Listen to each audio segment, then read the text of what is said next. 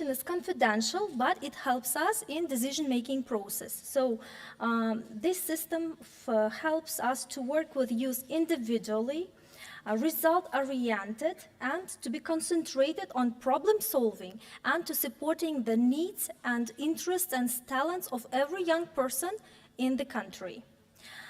So talking about young leaders' talent support, we should point out two important factors the government must invest in. So the first one is education. Obviously, so in Uzbekistan, the number of universities has tripled over the 6 years, and the coverage of higher education increased from 9% in 2016 to 38% nowadays.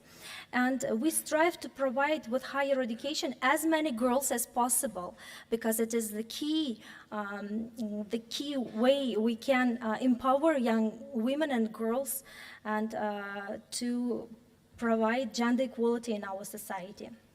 So since this year, all girls and women can get a master's degree at the expenses of the state budget. That is, the cost of the courses is fully covered by the state, by the government. And nowadays, more than 10,000 young girls and young women are educated in higher educational establishments. And if 6 years ago, 100,000 women were educated in high schools, nowadays the number of which is more than 500,000. This is the result of this reform. Another important aspect we need to invest is modern skills and professions. So we have provided more than 23,000 young people with the free language and modern professions courses, such as IT, digital marketing, animation, and some others. Furthermore, government reimburses the course of international exams in foreign languages to young people who have received high scores. So 14,000 young people have already gained 25 billion SOMs for the examinations like IELTS, GMAT, SAT, TOEFL, and some other examinations in English, German, French, Chinese, Japanese, 18 languages. This year, special attention is paid to the development of creative industry, because you probably know the share of creative industry in the world GDP is about 6%. Annual income is $2 trillion. And the number of the jobs created reached 50 million new workplaces for talented youth. To develop this field in Uzbekistan, the project Creative Parks, aimed at supporting the talent of youth in IT, arts, design, marketing, media, and some other fields, will be launched all over the country from July this year. This project will help to bring more than 5,000 young creative people out of the shadow economy, and by providing them with tax benefit and additional opportunities as the residents of the creative parks. And also, this project will help to create 15,000 new workplaces for creative young people, especially young women and girls. To sum up, youth in Uzbekistan are the key source of the progress and the strategic power of our country. That's why I would like to say to the investors, never hesitate to invest in youth of Uzbekistan. Thank you.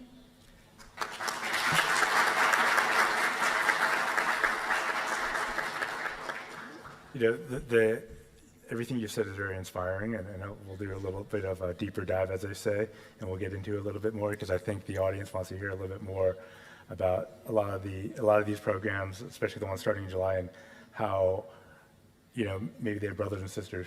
You know, it becomes an access issue. So I'd like to discuss more how the government is providing access to a lot of these programs. So next we have Dr. Muzaffar Jalalov, who is currently the rector of the University INHA in Tashkent. INHA, okay, sorry. When appointed, he became the youngest rector in the history of Uzbekistan. He previously worked as a researcher at the Center for Scientific, Technical, and Marketing Research of the State Unitary Enterprise, where he later became deputy director. He also worked for over 5 years at the Ministry for Development of Information Technologies. He held a bachelor's and PhD from Tashkent University of Information Technology and a master's in ICT engineering from Yangnam University in the Republic of Korea. Dr. Dalalov. Yeah, thank you very much, Mr. Jason Chung. First of all, welcome to Uzbekistan again, and all our guests participating in this wonderful event. And then very nice to see you in this session. Young people, actually, our main auditory, actually, the future, I would say, of our country. And because what we do here, every one of us in our position is what we're doing is we're doing it for them. And second is of course, in the university in Tashkent is the international university, partnership with Korea, Republic of, and established in 2014. But we started with only 100 students and with only one school, but now we have almost 2,000 students, and we have 4 schools, not only in IT engineering, but also in the business administration, logistics. So, and we established also MBA program. It's a 1+1 program, one in Uzbek and one in Korea. So, and also we have a bachelor's degree program, which is also continue studying in Korea. Well, mostly it's in English language we are teaching, and we have foreign professors, lots of foreign faculties. Well, basically we are non-government university. Even we are a non-government, but still not private, because we are under the government. So that's why it's still non-government, because we have our own board of trustees, and it's also it's easier for us, more flexible to adapt our academic programs and to solve our financial issues. And there, I would say that we see the young people are interested more and more every year in IT, and it's really nice to see that they are understanding that IT is kind of basically it's in every field, whatever field they choose, if they want to become a doctor or the architect or whoever they want, they cannot imagine without these digital skills, how we call it.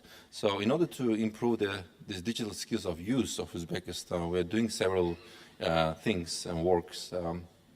First, we have also the non-degree programs for young people. It's starting from 7 years old.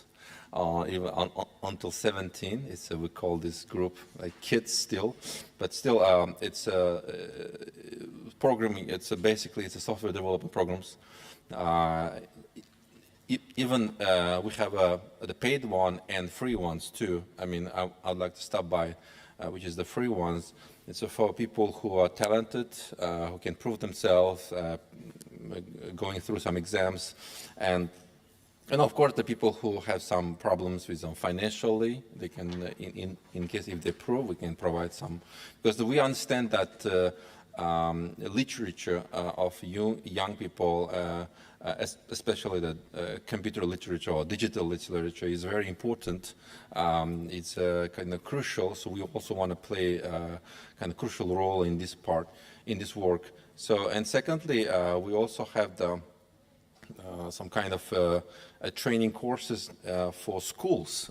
We very closely work with public schools, especially. We train starting from teachers there, especially in math, physics, IT, because we cannot train the biological or other teachers, but mostly in our field. And of course, we're opening some in-house classes there. Sometimes we train certain mentors from the school, and we provide some certain certificates, and kind of it helps also to better learn this IT and programming. And next is very nice that the government is paying attention for talented young people, and government from last year started providing the government scholarships for non-government universities as well. So we are in the top list receiving government scholarships, more than 100 government scholarships we received.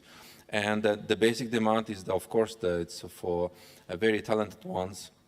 We have separate exams for scholarship-based exams. Actually, we have separate one because we wanted the best of the best. So, and it's very nice that, and unfortunately, there is well, first I would like to stop. a special quota for in university admission, especially for girls, especially for example, disability people, young people with disabilities, or from difficult families, or for example, financial or other. There is special quota, but in our university, unfortunately, it doesn't apply yet. But we are working on it with our Korean partners. And most important is a master degree. I would like to start by for girls. It's completely studying for free, because in government universities, the government is fully paying the tuition fee. There is no how to say requirements in order to get this scholarship. You see, one is a female. I mean, it's enough. I mean, if they enroll in university for master degree, they just get the government scholarship. I think this is fantastic, and I haven't seen any case in the worldwide such a has been implemented in other country. So, and we see, as Ms. Denoza mentioned, about supporting young people, for example, if they know the English language, for example, if they take the IELTS or TOEFL exams, and government, if they successfully take them, for example, at least 7.0 in IELTS, and government returning the money that they spent for taking the exam. It's kind of the supporting also young people, and not only in language program, but also IT courses. For example, there is IT certificates such as Cisco, Oracle, maybe international certificate, and they are costly. And if young people, they receive such a certificate and government can return the cost they spent, I think it's really fantastic case. I haven't also seen in any other countries. So what I'm trying to say is we try to compare, always 25 years and last 6 years since 2017. There was no such a support, what I really now mentioned. And there were no such programs by government. There is no youth agency before. And there is no, and even, this woman supporting the gender equality program, especially for girls, because especially they try to, government understand that they are the future, as I mentioned in the beginning of my speech. And what we do is for them. I mean, if there is no use and there is no meaning, if all our work is not related for them. So it's basically, that's briefly I can say, and I would be happy to answer your more specific questions. I noticed how you said the most costly thing was the U.S.-based Oracle and the programs that are based in the United States. So we need to work on that. So Alex, we're going to have you go last, and then we'll have Zokri Idris, who is hailing from, I believe, Malaysia, correct? So he has held academic positions in international relations, research, and teaching. He's the Deputy Dean of Student Affairs at the Management and Science University, along with and concurrently with Global Asia Institute, where he leads the Policy and Economic Affairs Center of the Malaysia Foundation, better known as PEACE. Zokri advocates for distinctive development models for Southeast Asia and how Asia should focus on end-to-end implementation process. He spoke at the Uzbekistan Economic Forum of 2022, Macroeconomic Stability and Sustainable Growth, and the 20th East Asia Forum in Vietnam. So, Zokri. Thank you, Mr. Moderator. Assalamu alaikum and a very good afternoon to all of you.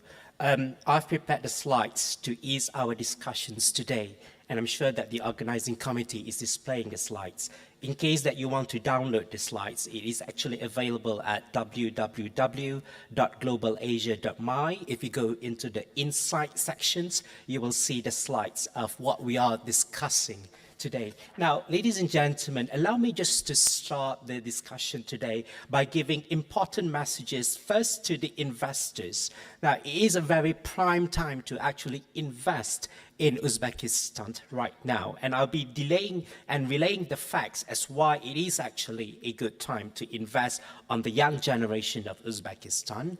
and more so to build up the case to the young generations, like all of you here today, why it is right now the prime time to be in Uzbekistan from now and onwards. So these are the two things that I will able to explain to you in the discussions. Now, let's go to, I hope that I can do this from here. Good, perfect. Now, I'll start my discussion by telling you the advantages of Uzbek. Alex studied, researched, taught, directed programs at 10 universities in Europe and the US. Alex. Thank you so much. Thank you for having me. Great pleasure to be here. This is my first time in Tashkent. I spent here less than 24 hours yet.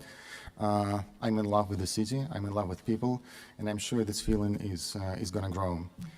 So I'm going to be brief. I'm going to focus on what our priorities in education should be.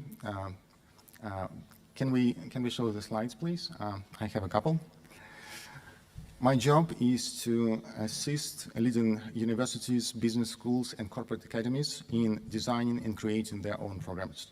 That means we analyze a lot of best practices. In fact, we have probably the largest database on courses, course participants, their feedback, etc. That gives us a lot of information on where education is going. And as someone who studies this a lot, I must say the path is not as simple as it may seem. So let me show a couple slides, and we'll discuss what we need from today's and from future education. Let's see how the clicker works. Yeah, now it does. So when we talk about education, a lot of time we speak about education being accessible for everyone, like accessible, affordable. For this, it needs to be available. This seems like the obvious part. That's what the governments are mostly responsible for making sure that everyone eligible has access to education, right? Another component is relevance. That means we want to study something that's required in actual jobs, something that can lead to excellent careers, something that can lead to creating impact in our society. That's relevancy. But the most important part in every education project, the most important role is not professors, is not program designers, it's not school administration, it's not the government, or it's obviously the students. And the difference is that, well, you can convince the government, you can change the government, you can vote and change the government. You can change school administration, you can change faculty, you can, fire and hire new ones. What you cannot change the students, and you cannot buy the students. The students need to be really interested. They need to be engaged in education. So education needs to be appealing to students. That's why I try to draw this diagram, show that every two parts of this diagram are insufficient. So a lot of times we think about, for example, MOOCs as a solution, right? They're affordable, they're easy to distribute, they're accessible everywhere. They don't even require such a high-speed internet connection. But, well, the enthusiasm about MOOCs is what, 10, 12 years old. In the beginning, we thought these were like problems of the early stage. Now we can confidently say that the completion rates are still about 2-4%, which means most people just don't complete MOOCs. They are boring, and well, for multiple reasons. Our attention span is much shorter. We are used to getting information in shorter bits. Actually, our brain physically changes depending on the type of information we acquire. If we read books, if we read long texts, the shape of our brain is one way. When we switch, I don't know, for tweets, TikToks, shorter information bits, the brain literally changes. It can change back. Neuroplasticity is still there, but we have to keep in mind that the education needs to be adjusted to modern day student requirements. Let's see how good we are with all of those. And when we say we are, I'm speaking about not Uzbekistan or Central Asia or any specific part of the world. I'm trying to speak globally. So let's see a little map here. You have to press it harder. Press once, but probably longer. Okay.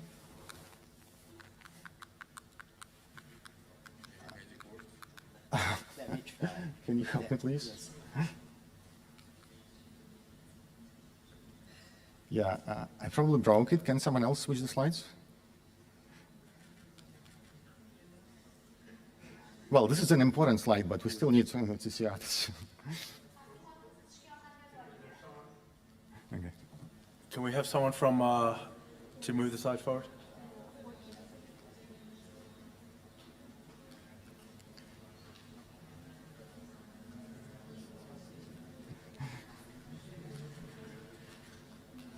Maybe there is a switch, maybe it's a battery. No, I think On, perhaps the computer is not working. oh, that's what's going on.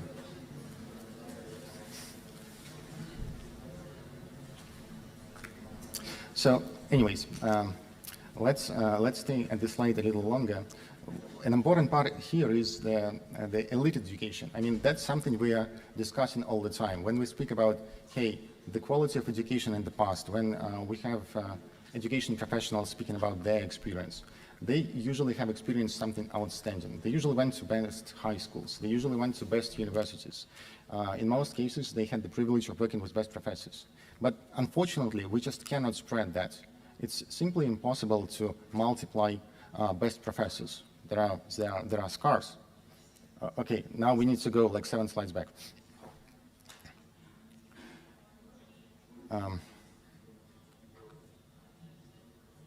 Is it better? Is it reversing back? Yeah, we need to go back. Slide 3. There is a map. It's easy to find. Sorry about that.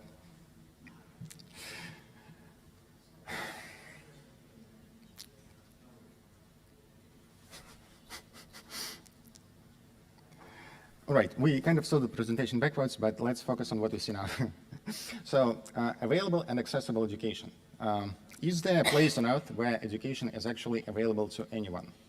Right here you can see countries colored differently depending on how many universities they have. There are only 2 countries that have more than 1,000 universities. The US has almost 4,000, China is about 2,500. Well, other countries are obviously below 1,000, and you see a huge part of the map is covered by, well, can we go back now? Thank you. I'll say when I need the next slide, is okay? So anyways, the universities are scarce in many places. They are abundant in others. But the huge part is, how important is this? I had the privilege to learn from one of the best political scientists of our time, John Nye. He was the one who coined the term soft power, which a lot of people use these days. So teaching at Harvard, Joe was asking the same question to a lot of students for many years. Suppose we are in the year 1900, and how do we know that the United States is probably going to be the leading country of the world, not the Great Britain or the British Empire of that moment, definitely the most powerful country of that time, the richest, the best army, etc. Well, his answer was simple. There were 14 universities in Britain, and there were close to 1,000 in the United States. That's a difference. That's something that changed the world. Now, is it the same these days? For example, is education really inaccessible somewhere? Well, that was my question. I mean, what happens to self-education? There are a lot of free courses that every person can access right now. They are available in multiple languages.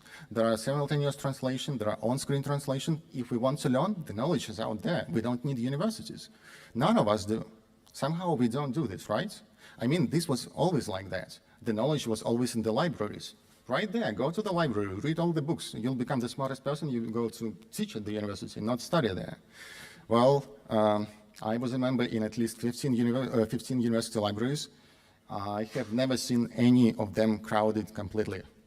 So for some reason, we don't do that. That shows us that education, even if it's available, it's not always accessible to everyone. And when it's not accessible, it's still accessible somewhere. So we don't need to focus on the number of universities. That's something that's probably belongs to the past. What we need to focus about is on having access to every student and ensuring the quality of education. So the quality, like we saw in the previous slides, matching all 3 criteria. Now let's go to the next slide. What about affordable? This refers only to the US education, and that's a special case, I know, everyone knows. but at the same time, this is the country with the most education institutions. There are 4,000 institutions of higher education, and there are millions of people working there. I think 2 or 2.5 million people work in those institutions. Someone has to pay for that. Apparently, students do. As you can see, student debt, collective growth, it's close to $2 trillion. That's about GDP of Italy. And this does not reflect an increased number of learners. See the graph on the bottom? It stays almost the same while the debt grows. Maybe it's just inflation. Maybe every debt growth. Well, look at the next one. No other part of debt grows as fast as education debt. Automobile, mortgage, anything. No, education grows faster. Why is it so expensive? Why can't we find a way to make it more accessible for everyone? Can we make it more affordable? That's a great question. And apparently, a lot of countries that boast the best education in the world haven't answered that question. This is a question to the whole world, not just to any specific country. Let's go to the next slide. The United States has 4,000 universities. How good is this for the education?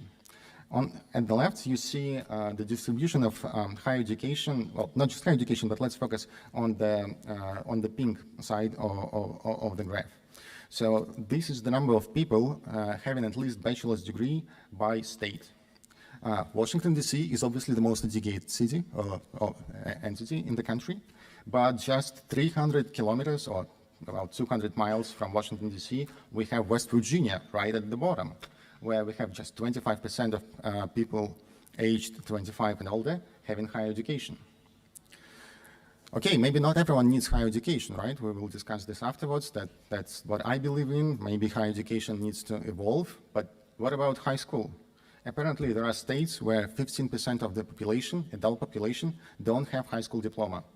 I mean, we might say those are probably small states like West Virginia, but the diagram on the right actually shows those are California and Texas. Well, obviously, if those were countries, they would be in top 10 GDP-wise. How does this happen, that richest and largest states cannot ensure access to education for all of their citizens? It's not about money, right? They have the money. It's about other things as well. Let's go further. Next slide, please. Another question is relevance. Let's focus on what we consider relevant. In the past, we would go to to get our higher education once in our lifetime, then probably spend 30 years working, then probably retire at, I don't know, 60, and then probably die at 62.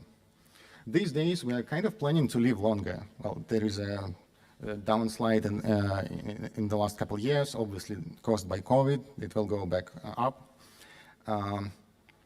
More importantly, we don't just live longer, we're going to live even longer in the future, and we're going to be able to work longer. So we need to remain relevant for the workplace, not just for, the next 5, 10 years. We need to remain relevant for the rest of our lives.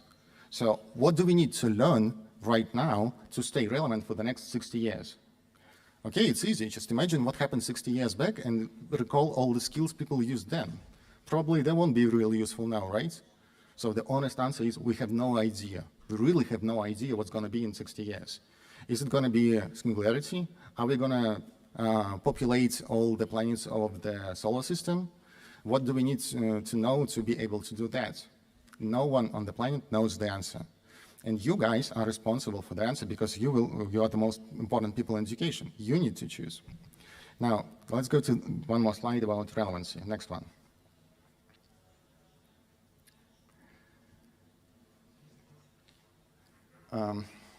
That's another example about how job requirements change faster than actual education and the actual jobs themselves. So right now, 2/3 of positions of supervisors of production workers. Most of these people are former production workers, and right now only 16% of those people in those positions have higher education. Yet in the position descriptions, employers require higher education for 2/3 of the positions. That's ridiculous, right? Why do they need this if people doing this job right now do not have higher education? Why do you require that? What's changing? Next slide, please. Okay, one of the great questions is, one of the great ideas we usually hear is universities need to work more with employers. This way, they will provide people with skills that are relevant for the job place. Obvious, right? Just ask the employers. Who we going to ask at any company? Probably HR people, right? Recruiters. They're going to hire people. How do recruiters know who to hire? Do they design it themselves? Do they say, hey, we probably need 2,000 engineers next year? No, it's not their decision, right? They actually get these from the management board, probably from the CEO, from people defining the strategy. So those people must know what we need to learn. That's what we try to study. Last year, we collected and analyzed all public statements, written or oral, by CEOs of Fortune 2000 companies. We collected all of them in all languages available, from Chinese to Arabic, obviously through English and all European languages, etc. And we tried to analyze what kind of gaps they see. So the largest square is working under uncertainty. ESG is changing our attitude to environment, to social, to all social conditions and governance. Governance on the country level, governance on the company level, governance on non-profit levels. So these are the most important things in the view of CEOs of the largest companies. Is it something we study at schools? Has anyone studied change management? Let's see what IT companies study. That's top right corner. We analyzed learning paths of 10,000 employees of the largest IT companies. Google, Microsoft, Amazon, Meta, I think top 50.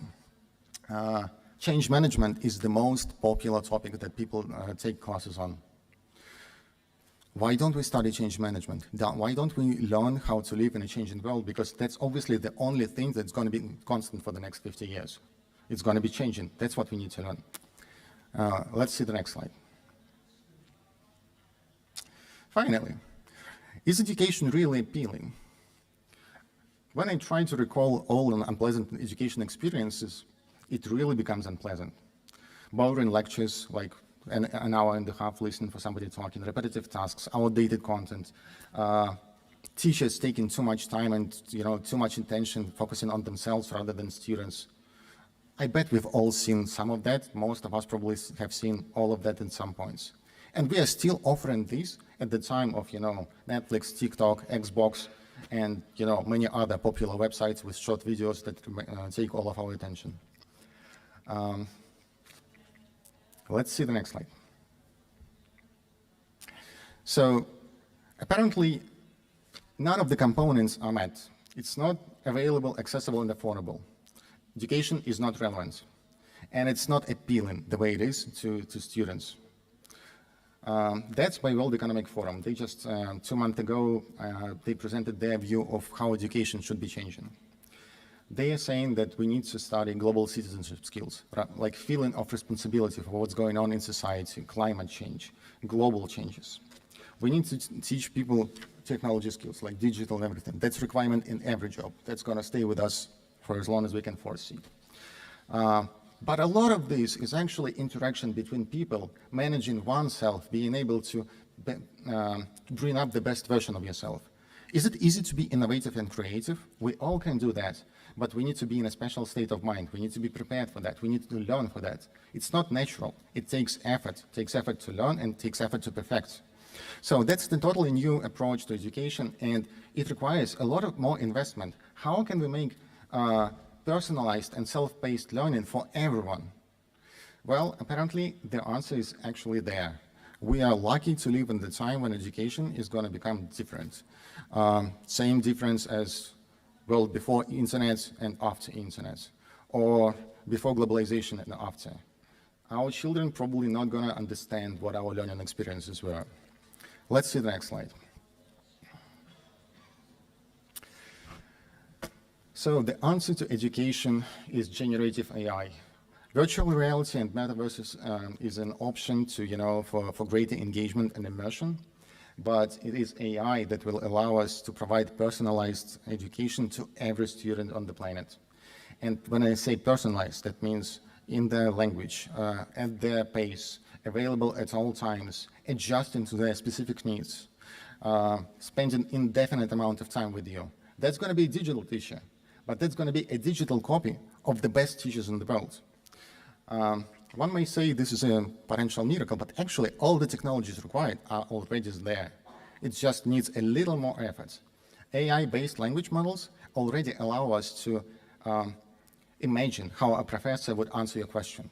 If we have access to all his writings, if we have access to all the books and articles he read and cited, or she, if we have access to their teaching materials from the past and their answers to questions in the classroom, why can't we make an AI model replicating what they do in text version? So we have the answers. Now, can we have those answers in a way presented in a video version? Well, actually, the technology is already there. It's widespread. Well, it's called deepfake these days. I think in the future the name is going to change. It's all but the technology is the same. See that guy in the bottom right corner? Obviously, you recognize Salvador Dali, but that's not a picture taken while he was alive. That's his digital copy. I think this is installed in one of Spanish museums. That's actually 2 meters high, 6 feet high mirror. And you see that guy standing in the mirror. You can come up to him, you can talk to him, you can take selfies with him. He would be interacting with you, acting like a real person. They analyzed tens of thousands of recordings and photos of the real life Salvador Dali, so they can replicate his gestures, his mimic, his voice, pretty much everything he was doing in his real life. We know what he's been, saying. We know he was a very outspoken person, right? So we can replicate how he would joke. That's already there. I mean, this mirror was in place in 2019. It was probably designed 2-3 years before that. Now the technology is way past that. So that means we can have a copy, your personal copy of each Harvard professor available to you at each time. That's probably a little bit better than having your usual teacher that never received Harvard-level training and never had access to latest technologies. Is it better than real-life education? We don't need to compare. It's not about substituting one with another. It's about empowering teachers. Now teachers don't need to explain, physics. You can have, I don't know, Albert Einstein explaining physics to students, or maybe cartoon characters. Anything they choose or like, anything that shows the best results. Now teachers then can focus on developing social skills, on helping people find their place in life, on actually defining their values and their life mission. That creates a new level of teacher, right? Somebody who actually cares about student, not about grading, reporting, all kinds of bureaucracy, preparing assignments, checking assignments. All of this can be actually delegated to artificial intelligence. So probably becoming a teacher is going to be one of the funnest jobs in the future. And I'm sure it's not like this these days. So I'm saying invest in education the traditional way, like we used to, is the great way of moving things forward. But the real revolution is there. And if you want to provide access to world-class education to every student in the country, that's where we need to go. And the best part is, since nobody perfected this can be a global technology. Somebody will build Google on this. Somebody will build Meta on this. It's going to be trillion-dollar companies. And I say not one company, it's going to be trillion-dollar companies, multiple. So if you guys believe you can change the world in education, now is the time. Go for it. And you too. Thank you.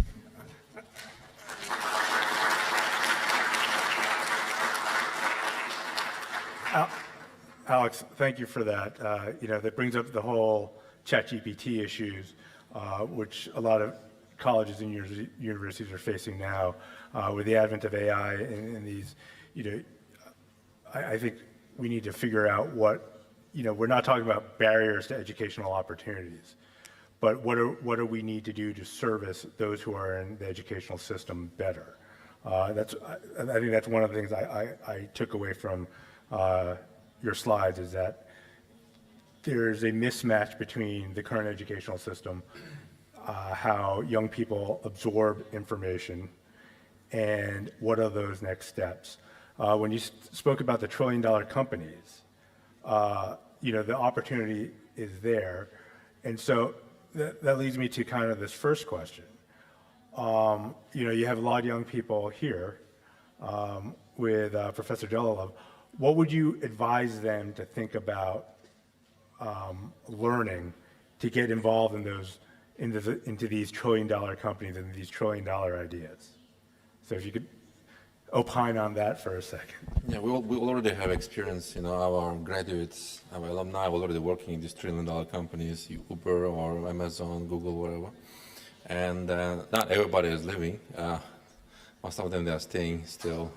However, well, first of all, probably we teach our students, which can be also applied to other young people, to learn. We teach them to learn. To learn themselves, to research themselves, to work on themselves, and be more competitive. Because unfortunately, we see that they see each other, they look at other people sitting next to you, and then they try to compare themselves. Unfortunately, our students, however, they compare to young people who are, for example, working in the Google or something, for example. They have to compare, and they should have, for example, first of all, we have to teach them, first of all, learn themselves and working on themselves, because what we do is we create all this necessary infrastructure, all these things that they need to work on themselves, because we don't open their brains and put the... So what I hear you saying is you're not only teaching them some of the academic programs, but some of the soft skills that they need to Yes, succeed. it's very important, I think. Yeah, well, that's why I'm trying to come. Yeah, this is very interesting because, this is some of the things I try to teach my children, right? I've always been told that as a parent, and I learned this from my parents and my grandparents, that you want every successive generation to be more successful than you. Right. Which is a challenge. My children, they get very down because their grandparents are doctors, their father was a senior U.S. official and a U.S. ambassador, and my son says, the only thing I can do better is probably be a professional athlete. Okay. Right? That's not bad. He's not that tall and he can't jump, right? But the issues are there where, like you said, we're trying to teach our children these soft skills. Right. So, Alex, can you talk a little bit about where, students not only can focus on, the aspects of where they need to go for this specific jobs for the future. You talk about AI, everyone's talking about AI, cloud computing, quantum computing, machine learning, a lot of the hard technical skills where I think Uzbekistan is doing very well with lowering the barriers to entry for the educational requirements. But that's only one step. So and this is for all of you, so can you talk about what the next step needs to be from bridging the academics, in these technological or technical fields to the actual jobs? Is that more, and you spoke about investors doing more. So can we, I open it, Nazika, do you want to take that first or do you want to take that last? No, maybe the last. Okay. So, Zakir, do you want to? Right. Now, there is a fact that we all have to accept. In the past was about a knowledge economy. No matter how much you know is the one that will determine your success in your career. That's where first class, second class plays a really important role. Right now and onwards, it's not about what do you know, it's what can you bring to the table as what we have established before, the skills and the competencies that you can bring to the table of the employees. Now, I think the question is also asking about the future with AI.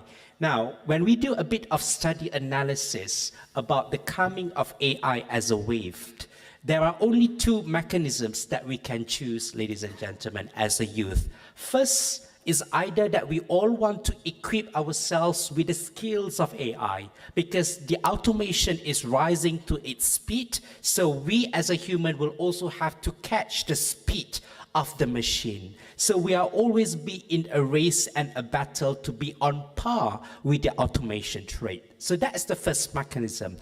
The second mechanism, either that's the first one. The second one is that we will search for other opportunities that could not be covered by artificial intelligence. Now, we are talking about agriculture, we are talking about smart farming or technology farming, we are talking about fisheries, something that AI could not do. I don't think AI, you will subscribe to the digitally 3D printing of vegetables and you will eat that vegetables. I don't think you will do that, but we still need farmers to farm the vegetables and give us the nutrients. So it leaves us with the second options that if you think that you cannot compete with AI, we will do an alternatives the skills that the AI could not actually cover, and this is where that you will actually master. Then you will able to win or be at par with the AI. So I think that's about it. It's either the skills diversion that you want to choose,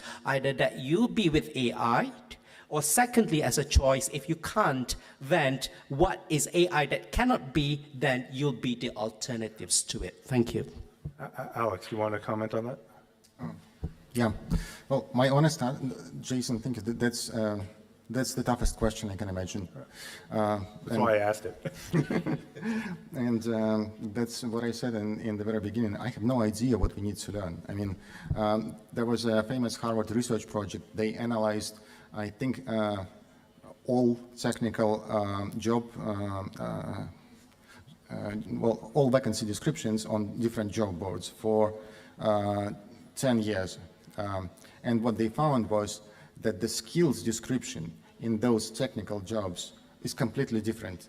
So in 7 years, there was no single skill mentioned that was like used 7 years ago. That means if you are not learning something new over those 7 years, your engineering degree would become completely worthless. They didn't have the same research for MBA students, so my guess would be 5 years. I mean, students that went to Harvard in 2009 have no idea about sharing economy because that was before Uber and Airbnb. How relevant are their MBAs these days if they never studied afterwards, right?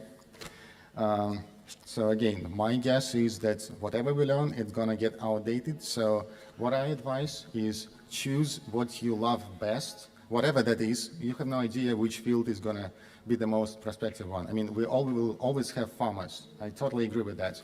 But, you know, modern day farmers, I have one farmer investor in our company. That guy told us, he's in California. He was like, hey, my job is boring. I'm a farmer, you know, oranges and grapes or something. And then he told us how he does it. It's fully automated, UAVs flying over, like chemical soil analysis, etc. We're like 2 people in the whole farm. It's all automated. Well, it's a completely different job, right? It's like a plant, actually, well, a factory providing vegetables and fruits. So my guess is first, choose what really inspires you, what drives you, and stay there. And learn technology, because whatever field that is, it's going to be empowered by technology. So that's the first part. The second part is, like everybody on the panel said, focus on soft skills. Whatever you're going to do, you're going to be doing it with yourself and other people. So you need to learn how to manage yourself. It's time management. When we say emotional intelligence, it doesn't only refers to understanding others, it also refers to understanding your own emotions. So we are all bad at that. We need to study this. Listening and hearing, negotiating with others, being heard in a meeting room, especially, unfortunately, as of yet, for underprivileged populations. And again, unfortunately, we may say that women in many societies would be an underprivileged part of the population because people in a boardroom meeting would pay less attention to them. So they need to invest even more in themselves to be heard. So soft skills become even more important to them. Those are not going anywhere. Let's focus on those guys. Thanks, Alex.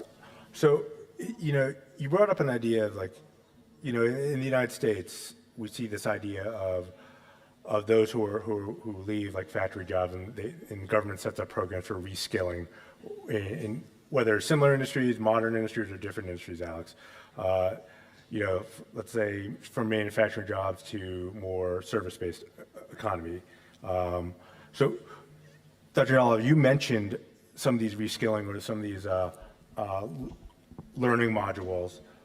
So, you know, while we're focusing on the youth who are learning these skills, what are you concurrently doing for, their parents, if their parents want to look for educational opportunities to match skills with whether, the current employers or future employers that they may be looking at?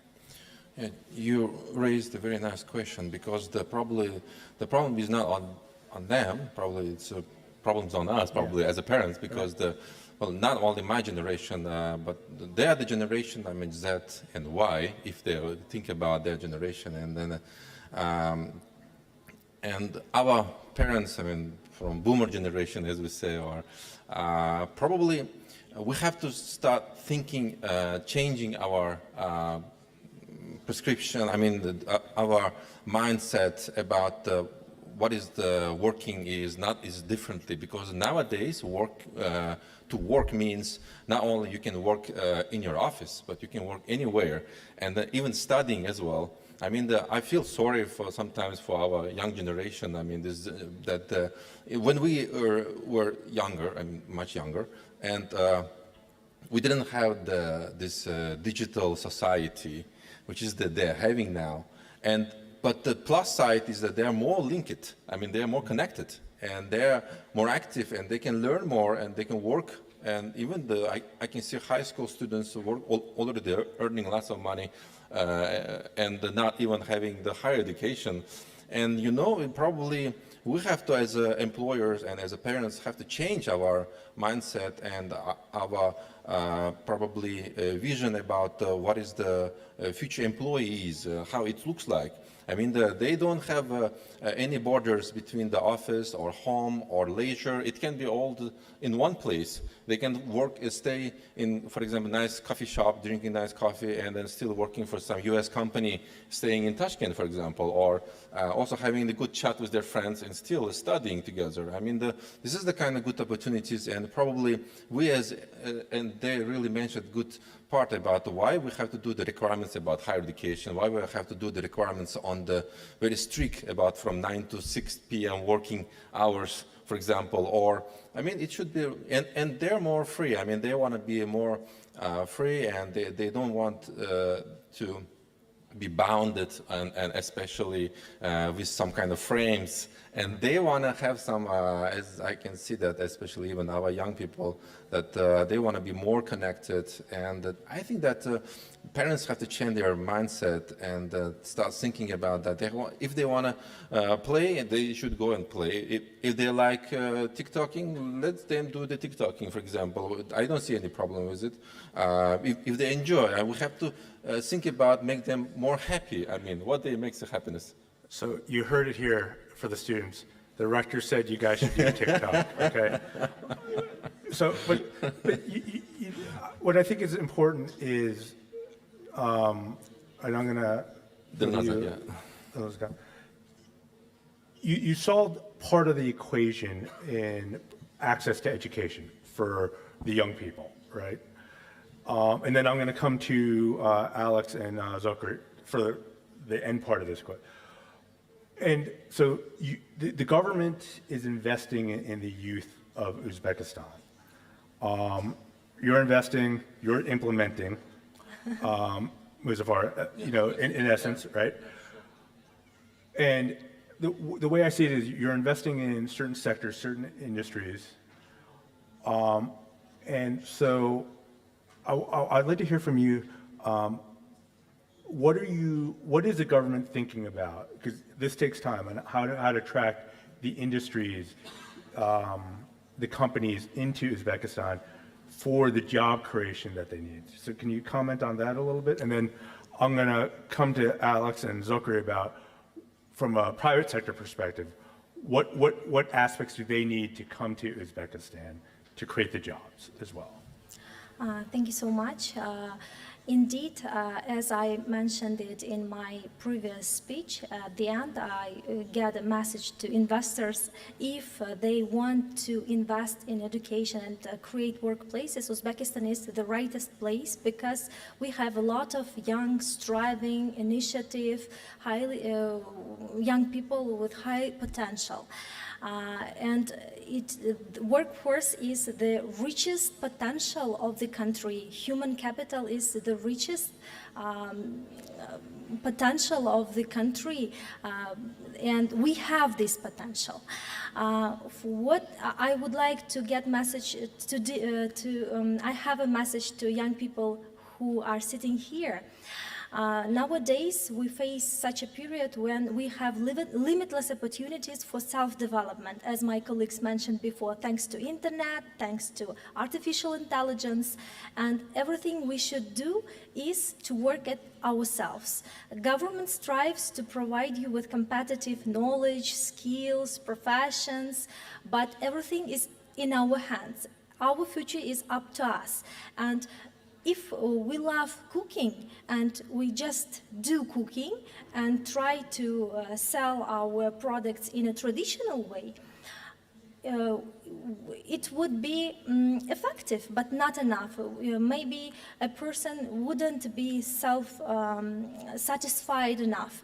But if we use the opportunities of social media, of YouTube, Instagram, or other social internet opportunities, a person may broaden his area, his business partners here, find some other opportunities to raise his income, to be more effective. But if we use artificial intelligence opportunities, this is another step in the quality of our profession, of our job. That's why the only thing we must do is to work on ourselves. Just learn language, learn new skills, work on yourself, be the best in your field, do the best of yourself to make the world much better. Just start now, because you can do it.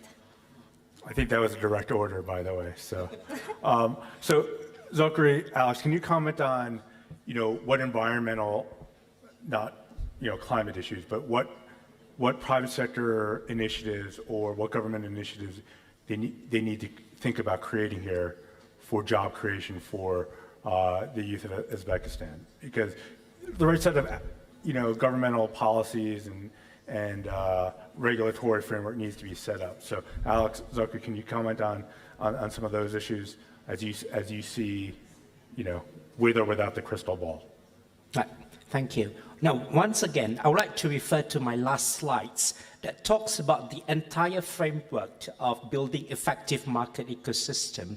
Now, there is actually a gap now that we have to address, and I would probably opine out that the investment, either from the government and the private sector, should actually seriously look into the gaps that we are addressing, because the human capital development is something that we generate, and it does not come from the thin sky.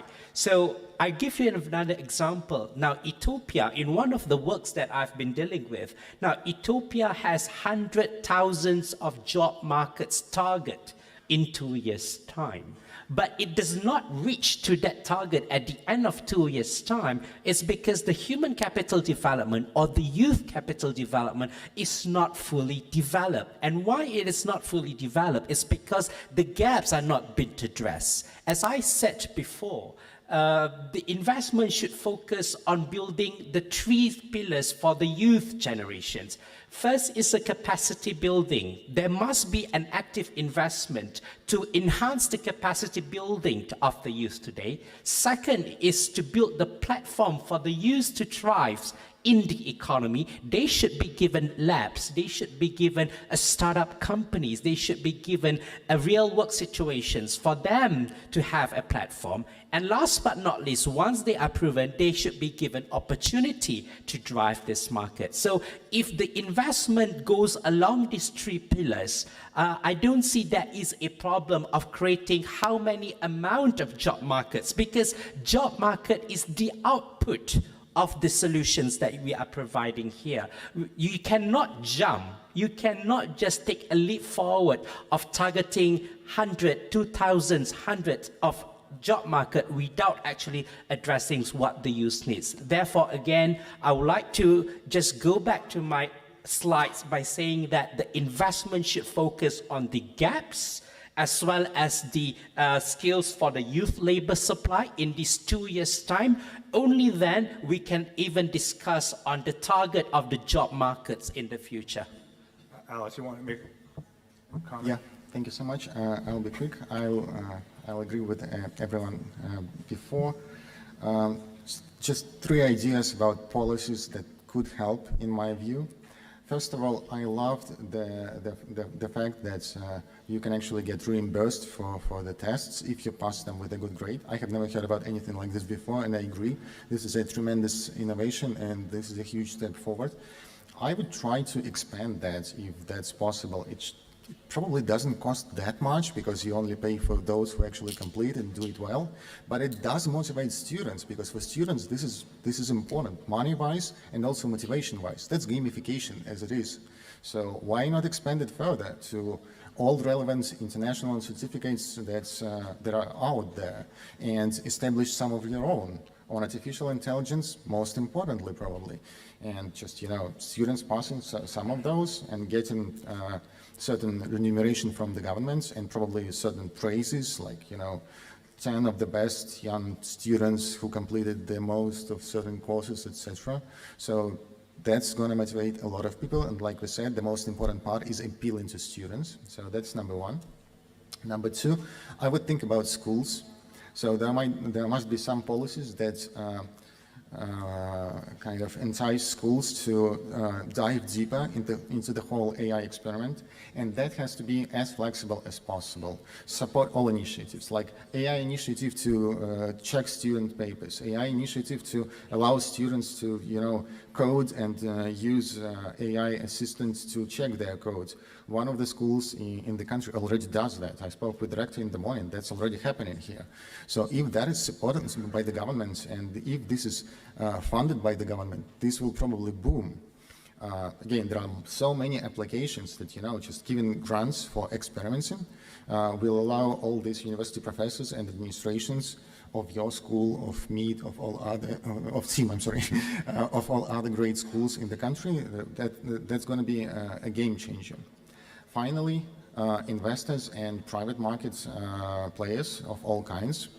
I think this is the simplest part. These guys are motivated by money, so just offer them those.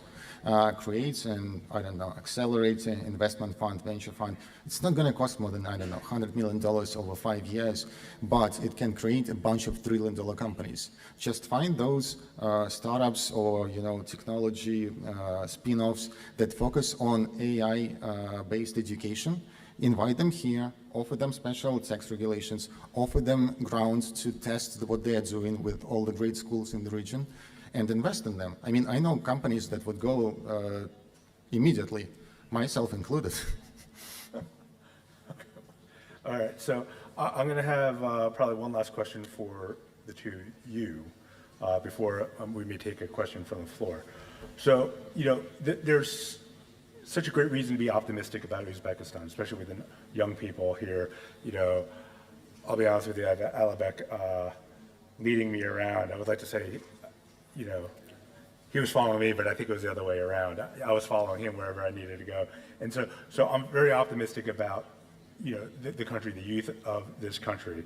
And ultimately, young people want to feel that they have opportunities and a chance to make a better life for themselves. And I think the two of you are working at that both on a macro level and on a micro level. So I want to hear from the two of you, like, the reasons from a micro level and a macro level why you guys are so optimistic about the youth of this country, about the opportunities that they have, the opportunities that you're creating for them. And, you know, again, I want to go back on what opportunities that they should seek out for themselves. You know, you're doing a lot of things with Korea, and, you know, you graduated Youngnam. So, you know, talk about the optimism that they should also feel as they get a little bit older, as they go seek opportunities in the workforce and so on and so forth.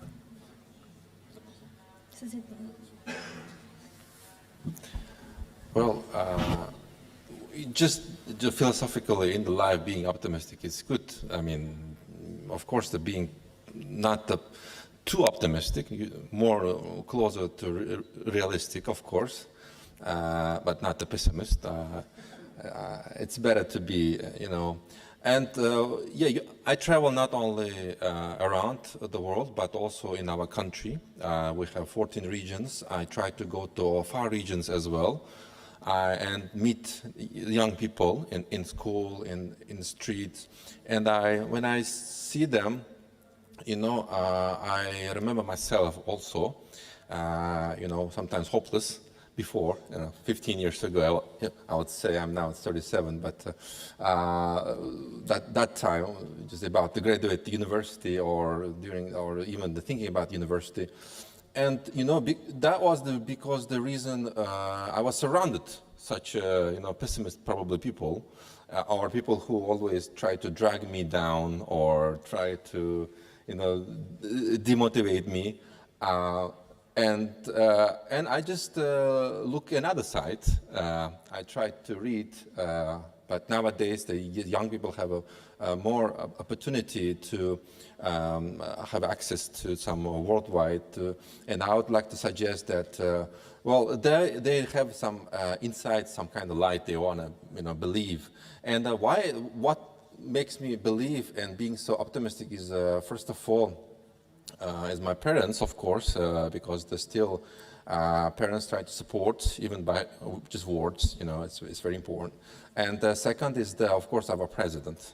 I have to mention that because it's not because I'm the half his government, because, I always try to say what is a spade, and our president is giving us, especially me, is a big motivation. I see the young people also believing. Of course, there are some government people still sleeping, but the president is really encouraging young people, and even he made the Youth Day. We have a Youth Day in June 30th, if I'm not mistaken, and that month is like a youth month, and lots of events is going on, and when I see our president or I talk to him, and he always motivates and gives lots of power to us to the work in our field, and of course try to read more, to YouTube more. Probably do not always stick on some bad comments somewhere. Just try to be more optimistic. I mean, in the matter that you have to imagine yourself as a future leader or a future some very successful person, and try to put your all strength to become that person. And of course, you will succeed. There is no other way. Shortly, Danaza. Thank you. The reasons of my optimistic view is, first is we have enough human capital, enough potential of young people, the first reason. The second reason is we have enough funds. And the third reason is that we have political support from the government and from the president. Other point I would like to share with you is that we have effective foreign examples of gaining demographic dividend. For instance, if we look at the South Korea's experience, in 50 years, making investment in the young people's education, South Korea could gain demographic dividend in 50 years, and country's GDP increased from $200 to $2,000. And Uzbekistan nowadays also invests in education of young people, invests in support of young people, and I'm sure that if we continue this way, if we continue investing in young people's education and empowerment of young women and provide girls and women with decent jobs, we will also use the window of opportunities which we have demographically as a demographic dividend, and I'm sure that we will succeed. That's great to hear. Before we close, is there anybody from the audience, one of the young people, like to ask a question to our esteemed panel? All right, there's a microphone to the right of you, if you want to go.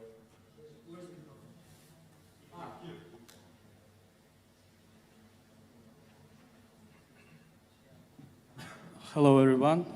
Thank you for informative presentation, speech. We really appreciate your efforts, and your presentations was very good, interesting. Excuse me for, my name is Aybek from Tashkent University of Economics. One question I have.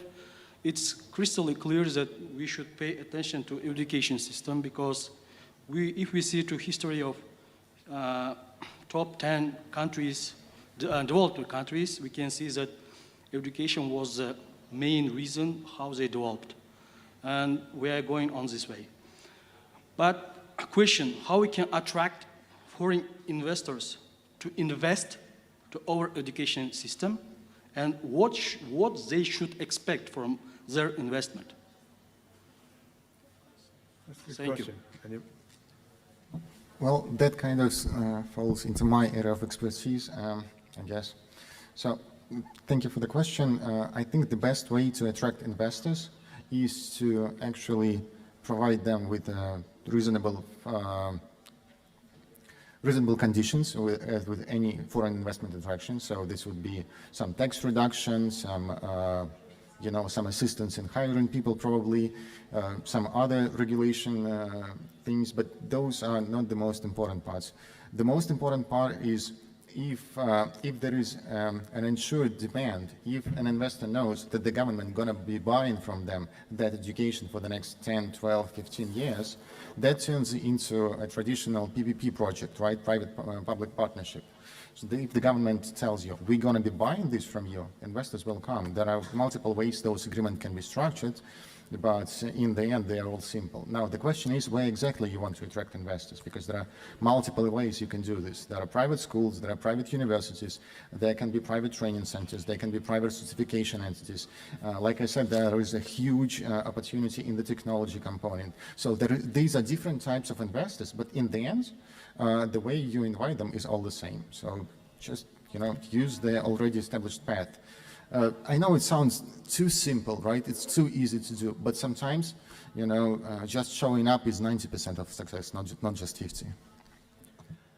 Anybody else have a question? Okay, with that, I want to thank our panelists for attending.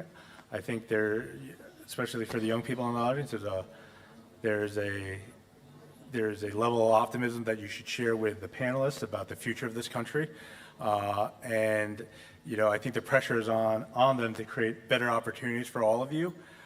With that, I thank everybody for attending, and look forward to spending more time in Tashkent, and I hopefully will get to go to Bukhara tomorrow. So thank you all very much. Thank you.